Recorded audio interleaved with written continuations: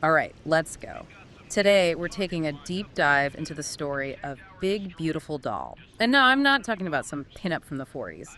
This doll was a P-51 Mustang, a fireplane, that made a real name for herself in the skies over Europe during World War II. What's amazing about Big Beautiful Doll is that she's so much more than just a plane. She embodies the men who flew her, the missions, the heart of the 361st Fighter Group. It's a glimpse into their world. So picture this, Europe in World War II. Allied bombers flying deep into enemy territory. You know, Dangerous, right? incredibly dangerous. Those crews relied on their fighter escorts, and the 361st were known for their skill. They had a tough job protecting those bombers. Talk about pressure, and this is where the P-51 Mustang really comes in. It was a game changer, almost like a superhero swooping in. What made this plane so special? Well, the P-51 was perfect for this. It had the range to escort bombers deep into enemy territory and back. Then it had the maneuverability to outmaneuver enemy fighters. And let's not forget the speed, either to chase them down or get out of a tough spot.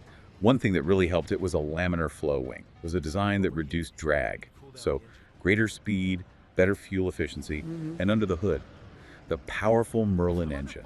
A British design, great for high altitudes. Sounds like they had the right tool for the job. But let's get back to Big Beautiful Doll, a playful name for a war machine. And that nose art, a pinup girl. It's not what you'd expect. You've got to wonder, why would a plane built for combat have such a lighthearted name and that kind of imagery? Yeah, it seems a little out of place. Well, I think it comes down to the impact of war on these young men. They face death daily, giving their planes these humorous names like Big Beautiful Doll, decorating them with pinup girls. It was their way of coping with the pressure and fear. A bit of humor, personality, and even defiance in a grim situation. So it was more than just a joke, a way to humanize a dehumanizing experience. Exactly.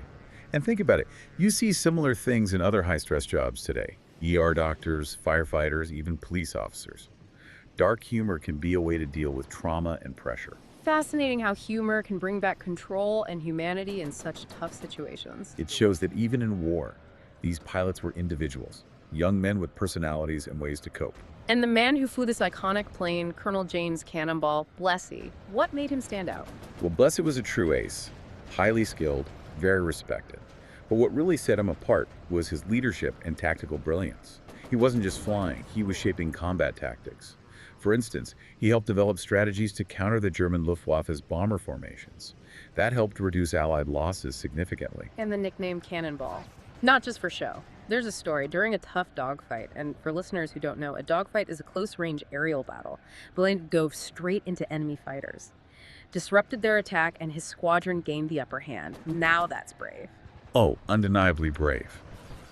But it was more than just guts. Blesse had a strategic mind. He could think on his feet, assess a situation in seconds, make a decision, and lead his men through complex maneuvers, all while under fire. It makes you wonder, how did these pilots face that danger over and over again? Hard to imagine. Putting yourself in those life-or-death situations every day must have taken incredible courage. But did his leadership play a role in his crew's success too? Having someone so skilled, so calm under pressure, did that inspire the men flying alongside him? It really is. To put yourself in those situations time after time. But let's zoom out a bit. How did Big Beautiful Doll and the 361st fit into the larger war effort? Right, it wasn't just them. Big Beautiful Doll and the 361st Fighter Group were part of something much bigger, the 8th Air Force. They were tasked with crippling Germany's war machine from the air. Thousands of bombers, hundreds of fighter escorts, all coordinated in a complex operation across Europe. Wow, that's a massive undertaking, especially with the technology back then. You mentioned these missions were tough. What kind of dangers were they facing? Well, these missions were long, 6-7 hours sometimes, crammed into those cockpits. And the danger was constant. They had to deal with anti-aircraft fire, what they called flak, exploding shells meant to take down aircraft. Then, of course, attacks from German fighters, the Messerschmitt Brave 109, the Focke-Wulf Fuedeli 190. So this was not a sightseeing tour. No, not at all. It was intense. And it wasn't just the physical danger, the mental and emotional toll was huge. Think about the constant fear, knowing any mission could be your last. Seeing friends and comrades shot down, it's amazing they could keep going day after day, mission after mission. Did those fears, those doubts ever make the pilots hesitate? How did they handle those emotions alongside their duty to fly? That's a good question. I'm sure those doubts were there. But they also had a strong sense of duty. They believed in their mission. And the camaraderie, the bond with their fellow pilots, that was crucial. That sense of brotherhood, of shared purpose, probably helped them overcome those fears. Yeah, in that kind of high pressure situation, those bonds must be incredibly strong. And this is where the P-51 Mustang, with its speed and maneuverability, really showed its value. Right, exactly. It could keep up with the bombers, fight off enemy attacks, but its range meant it could escort them deep into enemy territory and all the way back home. It was a shield for those bombers, allowing them to complete their missions more safely. So Big Beautiful Doll wasn't just a symbol. She was a vital part of the Allied air power, helping to turn the tide of the war. I like that, a vital part. And Blesse, with his tactical skills and leadership, he really represented the spirit of those fighter pilots, the men who risked their lives every day. It's clear their courage played a huge part in the Allied victory. But what about the ground crew, the mechanics, the support staff? How did they help keep Big Beautiful Doll and the other planes flying? Oh, they were essential. Those planes wouldn't have left the ground without those ground crews. They were the unsung heroes, working long hours, often. And speaking of what they left behind, I'm curious, what happened to Big Beautiful Doll after the war? Did she just fade away? Or did she become something more? Ah, that's a great question, and it's one we'll look at in the last part of our deep dive.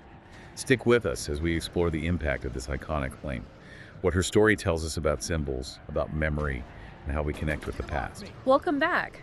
We've talked about Big Beautiful Doll's role in the war, about the man who flew her, Colonel Cannonball, Blesse. Now, what happened to her after the war ended? Can a machine like that, built for destruction, become something else? It's interesting, isn't it? Big Beautiful Doll. She was retired like a lot of aircraft after the war. But her story, it didn't end there. She didn't get scrapped or forgotten. She became a symbol, a link to history. She went from a weapon to something that makes people remember and reflect. Right. It's like how we have artifacts in museums, or how veterans keep things from their time in service. They're like windows to the past. They help us understand, connect with those who came before us. That's what Big Beautiful Doll does. She reminds us of the sacrifices, the courage of World War II. But it's not just about the past, is it? It makes you think about the present, too. How does a plane like Big Beautiful Doll change how we see military technology today? That's a thought. It makes me think maybe our perceptions are tied to the history. We look at Big Beautiful Doll with a kind of nostalgia. She helped win a war that for us was clearly good versus evil. But do we feel the same way about warplanes today? Are those symbols different now? That's a good question to think about. As we've seen in this deep dive, Big Beautiful Doll was more than just a plane. She represented courage, camaraderie, sacrifice, all those things those who fought in World War II stood for. And maybe because of that, she becomes more than a weapon. She becomes a symbol of hope, resilience. And it's a story that still resonates. We're here decades later talking about her, learning from her story. That says a lot about her legacy. It does. It's been fantastic exploring Big Beautiful Doll with you today. Thanks for joining us. And to everyone listening, thanks for taking this deep dive with us. Until next time, keep exploring, keep those questions coming, and keep the stories alive.